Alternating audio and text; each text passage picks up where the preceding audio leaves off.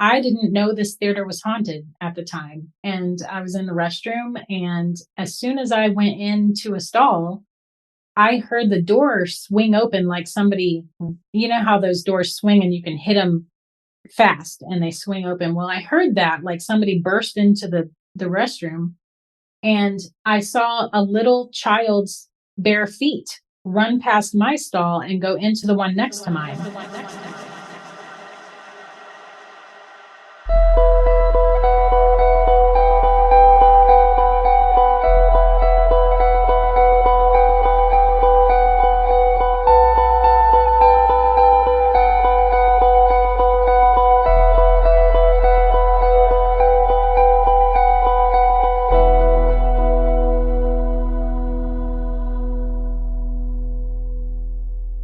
Hello, and thank you for tuning in to this week's episode of Your Ghost Stories.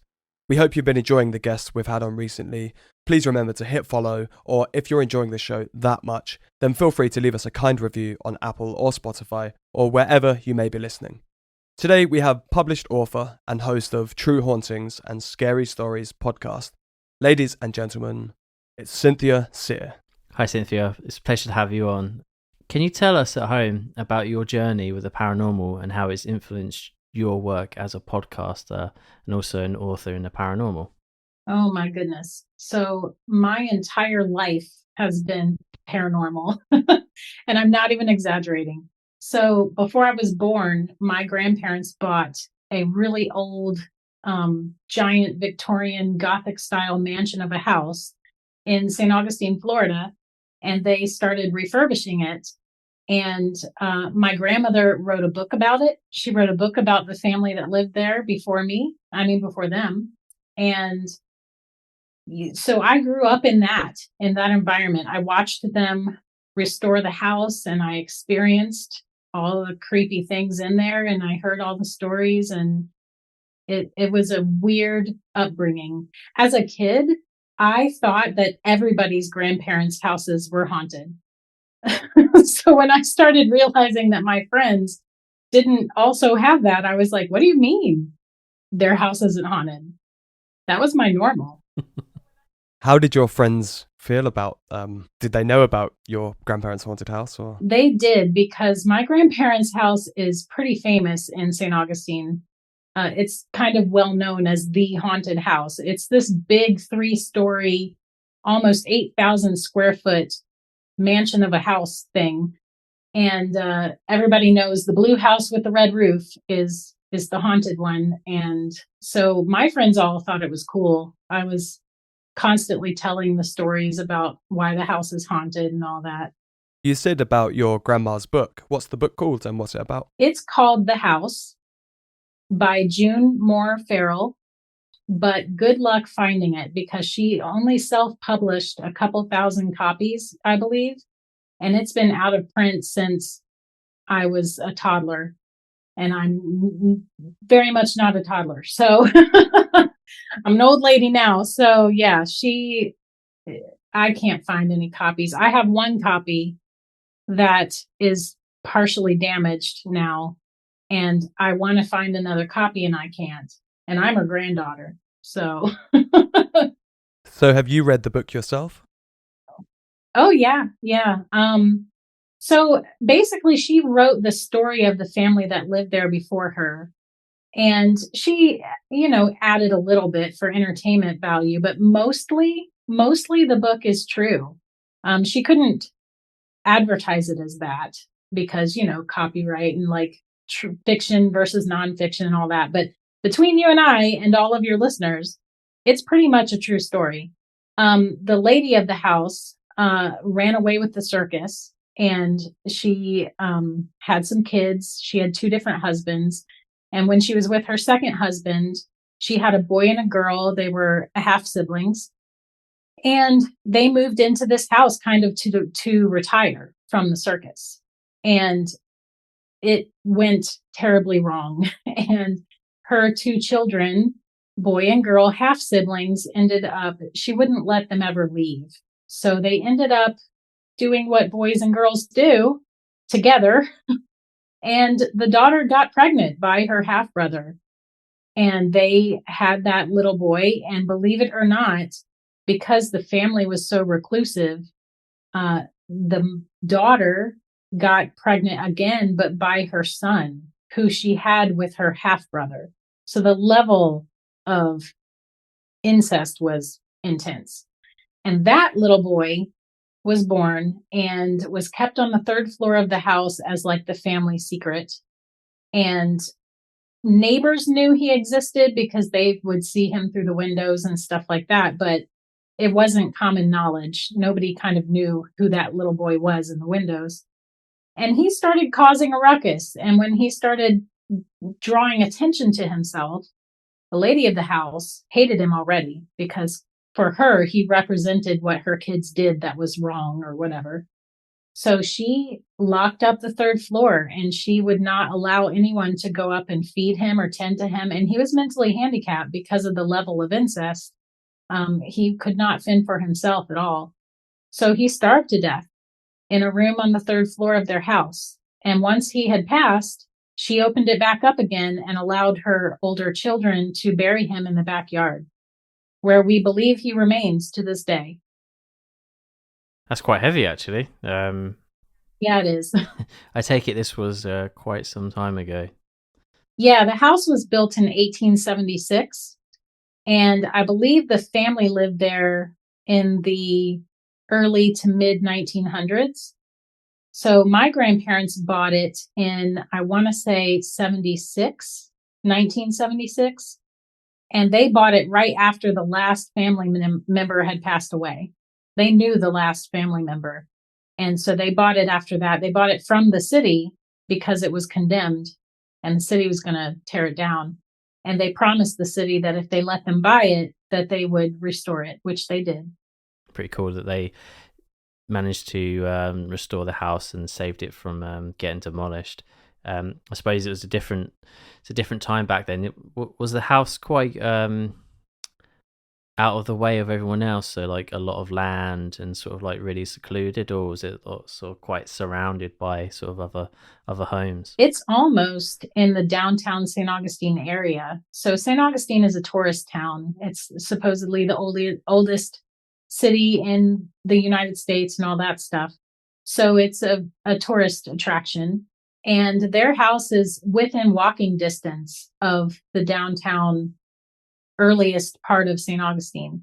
So it's quite surrounded. However, their piece of land is relatively big compared to all the property around them. They probably have the biggest lot of everybody. So it's a nice chunk of land. They have a pretty garden and stuff like that.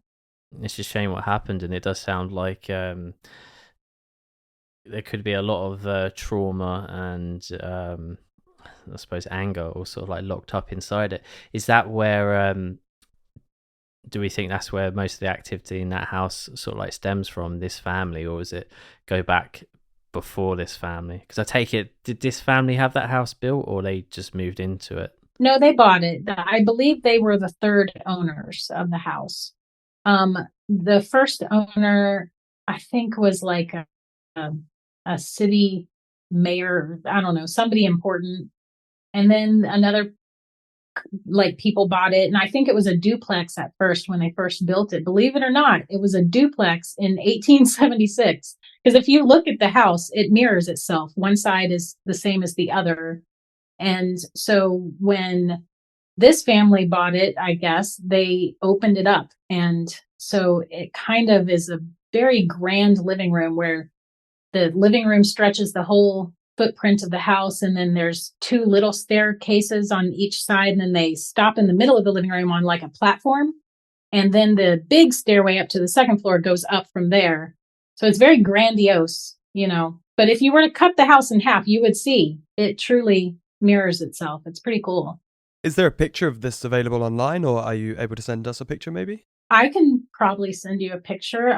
It's on my website too, but my website's under construction, so I don't know if you'll be able to see it. In my Facebook group, I've got lots of pictures of it. It's very pretty. It's very much in disrepair again, unfortunately.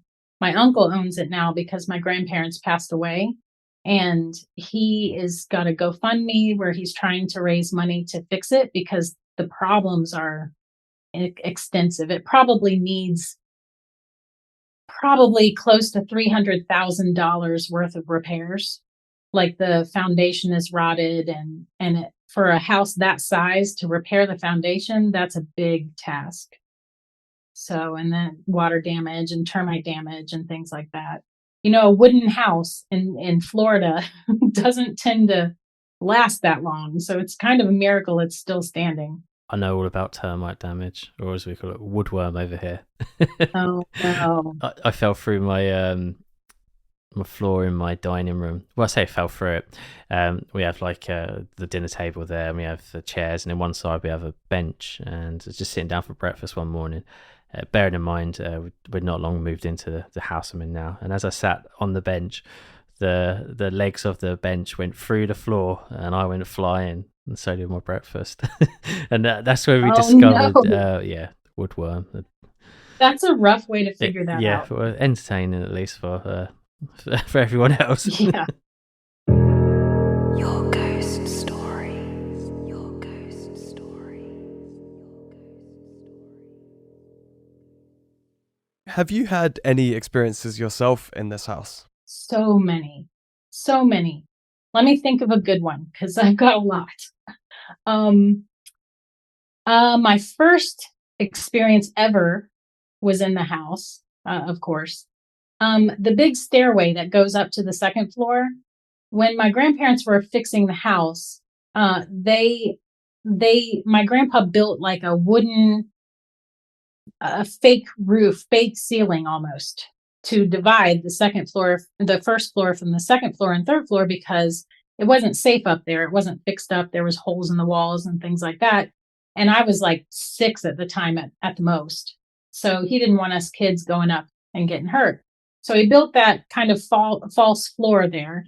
And we used to play hide and seek. That is the best house ever for hide and seek if you can handle the ghost, because there's so many places to hide. But, you might not actually be alone. But so I crawled up to the top step that I could reach, and I laid on the step, to hide. And I thought, they're never going to find me. And then all of a sudden, as a 5 or 6-year-old, I suddenly became aware that something was on the other side of that wood floor ceiling. And I could feel cool air coming between the crack of the top step and that wood flooring.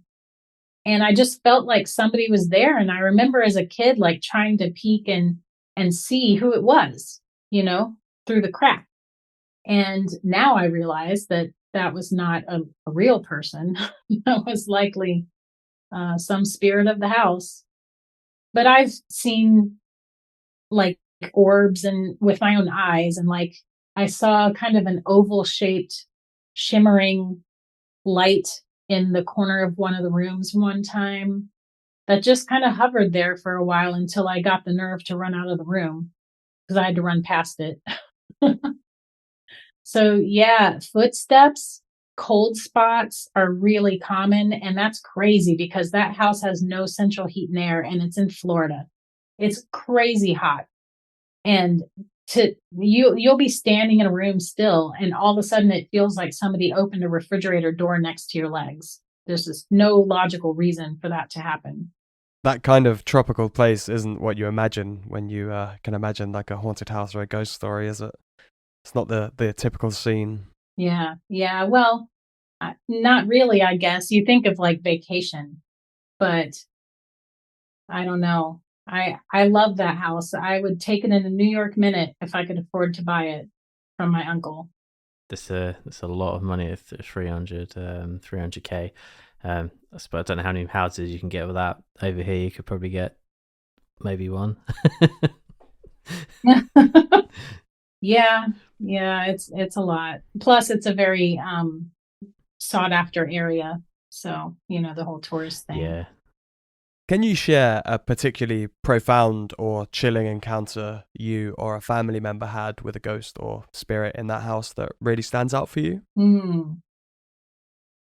I'm a very haunted person, to be honest. So I have ghostly experiences pretty much everywhere I go.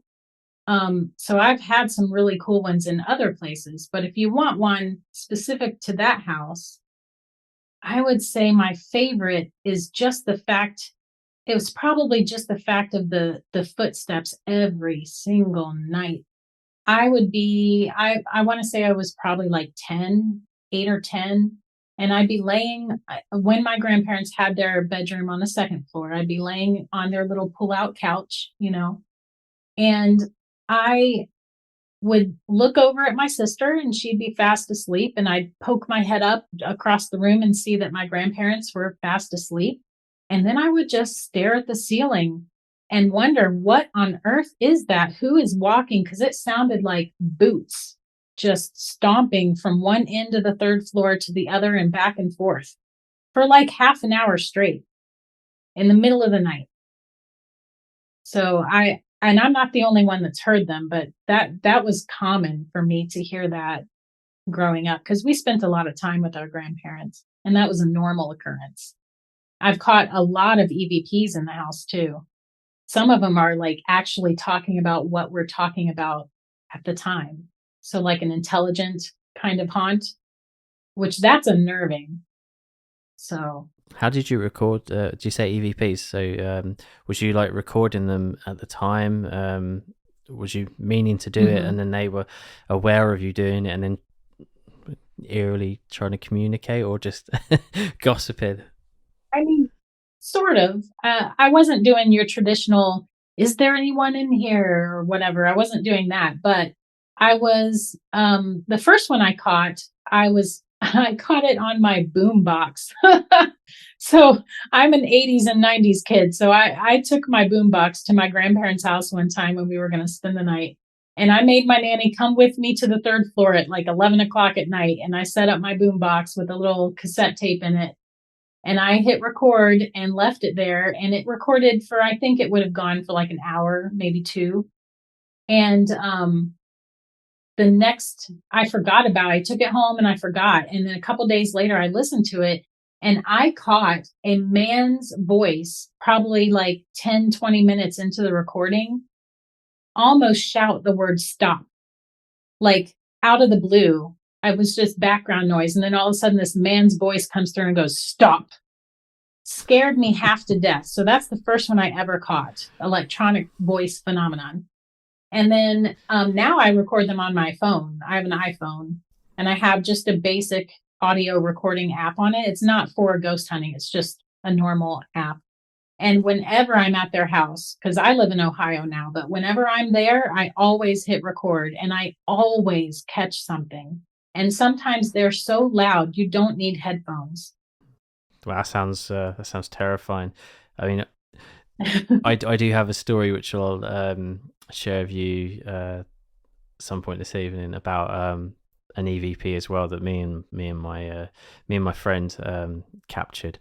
I'm sure our audience is fed up with me telling this story, but but we definitely captured Well, that. after this, we're going to go on Cynthia's show, so I'm sure she'll welcome it there. Oh, I'm going to ask you. But so these experiences, do you feel like that it all originated from this house and has like almost as if like the spirits have started to follow you now that you now live in a different state, or as you said, like wherever you go, you'll experience something paranormal. Do you feel like that they have followed you? It's quite possible. I mean, I have several items in my house now that are from my grandparents. And in fact, one of the items I have is when my grandparents bought the house, when the family had that little boy on the third floor, he lived to be like 5 or 6 years old before they starved him to death. And they would cut his hair and just let it fall to the ground. They were not tidy people. And so when she bought the house, there was this blonde hair all over the ground on the third floor, and she kept it and she gave it to me. So I have an envelope of what we think is that little boy's hair sitting on the piano in my living room. So I'm sure that could contribute just a tad. That is way too creepy. My kids don't like it too much. You mentioned that you're quite sensitive to spirits or energy, whatever you want to call it. Mhm. What techniques or tools do you use when investigating paranormal phenomena? Um, Gosh, what techniques? I kind of keep an open mind. And I find that I can't focus on something too much because when I focus on what I think the answer will be, it contaminates anything that I might have actually gotten. So I'm not saying I'm psychic or anything. I don't know if that's a thing, but I am sensitive enough that I'll think of a thought that I don't feel like was mine. And I've learned to accept that at face value and not try to analyze it or figure out, did I think of that or whatever? I just go with it. Because if I analyze it too much, I ruin it. So, I had that happen at a movie theater. I went to the restroom. We took our kids to see Secret Life of Pets. So that's how long ago it happened. And in the middle, I had to go pee, as moms do. And I went and I didn't know this theater was haunted at the time. And I was in the restroom. And as soon as I went into a stall, I heard the door swing open like somebody, you know how those doors swing and you can hit them fast and they swing open. Well, I heard that like somebody burst into the restroom and I saw a little child's bare feet run past my stall and go into the one next to mine. And my first thought was, who is letting their kid run around barefoot in a movie theater bathroom, no less? Like, gross. So I just ignored it. And I thought, don't talk to me. Just leave me alone. Let me do my thing. And this kid, who I think might have been a boy, based on the voice and like the things he was saying, he was like making little robot noises and like beep, boop, boop, and all this stuff. And then he goes beep, boop, boop, what's your name? And I just thought, nope, I'm not talking to this kid. So I still thought it was a kid. So I thought, nope, I'm not talking to this kid. Just don't look under the stall at me. That's all I care about. So I ignored him. And then he beep, boop, boop, beep, boop. I asked you a question. And I thought, ooh, this kid is sassy. Like, no, leave me alone. I'm in the bathroom. So I ignored him again. So the whole time he's like splashing in the toilet. And I'm freaked out because I'm a germaphobe and I'm like, don't get that on my feet, So everything about this situation is annoying me, first off. And he's splashing. And then I get done and I flush and stuff. And I hear him giggling. And I come out of my stall and I immediately look into the one next to me. And the door is like partially open. You know how they just kind of stand halfway open? It's partially open and nobody's in there. There's no water anywhere, but I can still hear him giggling. And now it sounds like he's drifting to the far end of the bathroom away from me, but still giggling. And that is the moment when I realized that was not a real kid. I have never washed my hands so fast in my life. I was not singing happy birthday or the ABCs or anything. I just washed and ran. That was crazy. As you was telling the story, I was just imagining like sort of like some little creepy face sort of poking out from underneath or on the top. I mean, that's absolutely creepy. Yeah, I wouldn't know what to do in that situation. It's just, yeah, give me goosebumps. I think I would have died 1,000 deaths if I'd seen a little creepy face like peek out from somewhere at me. No, thank you. Many people have varying beliefs about the afterlife and the existence of ghosts. But how do you approach your work to appeal to both believers and skeptics? So I personally take religion out of it. I personally am an atheist who believes in ghosts, go figure. So I just don't approach it from a religious standpoint. And I feel like maybe that helps because it takes that out of it. And then it's just like energies. And the best way I can think of as to why ghosts even exist really is maybe, we know our bodies contain energy, right? That's how your heart beats and your brain thinks and all that. So I just figure maybe when we die, that energy is left behind and maybe it's able to stay together as a cohesive unit and continue on without the body. But yeah, I think I relate to my listeners because I don't get too deep into the religious aspect, like the demons and the angels and all that. I don't really deal with all that. There's one thing about when we say about our bodies are full of energy. There's been many cases where people have had like either heart transplants or organ transplants, and they seem to then take on this person's sort of like almost some of their personality, sort of like some of their, they may get some memories. They then sometimes they get like cravings for foods they never liked before, but all of a sudden, you know, they want that food now, or they, you know, different interests that start you know, spiking them and everything. And it's more of like they've taken on someone, especially with the heart, you've taken on someone else's sort of energy, and you're like sharing that. So I do think that's quite sort of fascinating, I suppose. Yeah, it's fascinating. But with all your encounters, would you say most of them have been sort of like what's the word? Because I don't want to say demonic. I want to say have they mostly been sort Positive. of like your run of the mill, sort of like just creepy things, or have you witnessed something that was Mhm. beyond that felt more like of an evil intent, like that something wanting to cause you harm rather than just letting you know that something's there? Yeah.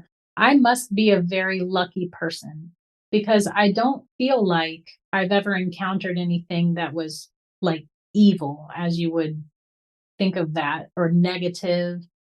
I've encountered some neutral things that didn't feel one way or the other, and certainly some positive things. I caught an EVP in the house on my grandmother's funeral day, and the EVP said, "I'm okay, don't forget about me." And I'm sure that that had to be my nanny because it was on the day of her funeral, and it makes sense. So, but I've never had anything that felt like it was going to harm me. Just spooky, creepy things. Like the little boy, I didn't feel like I was in danger. I just felt freaked out. I suppose it's that realization that you know, at first you thought it was really happening to you. It wasn't until you come out the toilet and you realized that there was nothing there apart from this sort of like disembodied voice. I mean, that's just, it's just creepy. I literally saw his feet. I saw his feet, like real feet. They didn't look translucent or whatever. They would look like little boys, little kids' feet run past the stall. It's mind boggling still when I think about it. That's the thing. We could have all have seen a ghost at least once in our lives, but not actually have known it because you know, Hmm. sometimes they do appear as like real flesh and blood, and it's, you know, people have like, you know, had a conversation with someone, and then they've gone through the door that that person's just like literally just after them, and they're gone, and it's like that person was solid. They were, you know, I was interacting with them, and they just disappeared. Yeah, it's sort of very creepy. My mum's got a really cool story like that, and which I told on our first ever Oh, episode, yeah. but I'll be happy to Yeah. share that on the next episode with you, Cindy. Yeah. Yeah. That would be great. Your ghost stories. Your ghost story. Where can our listeners find more about you and your podcast? So my podcast is on all the major apps. So it's called True Hauntings and Scary Stories. And the and is the little and symbol. It's not typed out. And I do have truehauntings.com, which, as I said, is under construction for the next few days. But maybe by the time this airs, it will be up and ready to go. If you go there now, you can still reach some of my stuff. It's just going to look confusing because I'm working on it. You can email me at cynthia@truehauntings.com. And then I've got a Facebook group that I'm really active in. I've got an Instagram that I post like silly memes and stuff on, as one does on Instagram. So yeah, any of those works. Thank you so much for joining us this evening. Thank you so much for having me. It's my favorite thing to talk about.